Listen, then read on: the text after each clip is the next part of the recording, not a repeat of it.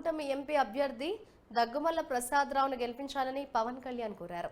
తిరుపతికి వచ్చిన పవన్ ను ప్రసాదరావు మర్యాదపూర్వకంగా కలిశారు. చిత్తూరు పార్లమెంట్ నియోజకవర్గం అన్ని రకాలుగా అభివృద్ధి చెందాలంటే విద్యావంతుడైన ప్రసాదరావు లాంటి నేత అవసరమని పవన్ అన్నారు.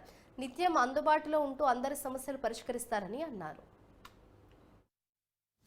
చిత్తూరు జిల్లా ప్రజలకి, పార్లమెంట్ ప్రజలందరికీ జనసేన తరఫు నుంచి కలిగిన హృదయపూర్వక నమస్కారాలు.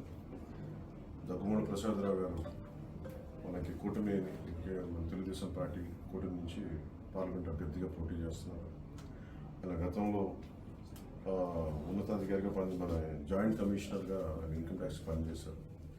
ఆయన ఎన్నిక ఆయన అభ్యర్థులతో మనం పార్లమెంట్ అభ్యర్థులతో బలపరిస్తే మన నియోజకవర్గానికి మన దేశానికి కూడా చాలా మంది జరుగుతుంది. ముఖ్యంగా మన చిత్తూరు జిల్లాకు సంబంధించిన ఏ సమస్యలు ఉన్నా కానీ రాయలసీమ సంబంధించిన ఏ జిల్లాలో మనం బలం పెరిగినప్పుడు ప్రతి సమస్యని కేంద్రం దృష్టికి తీసుకెళ్ళడానికి, అలాగే కూటమి మేమందరం ఆయన వెంట వెన్నంటే ఉన్నాం. సో మనస్ఫూర్తిగా మీరు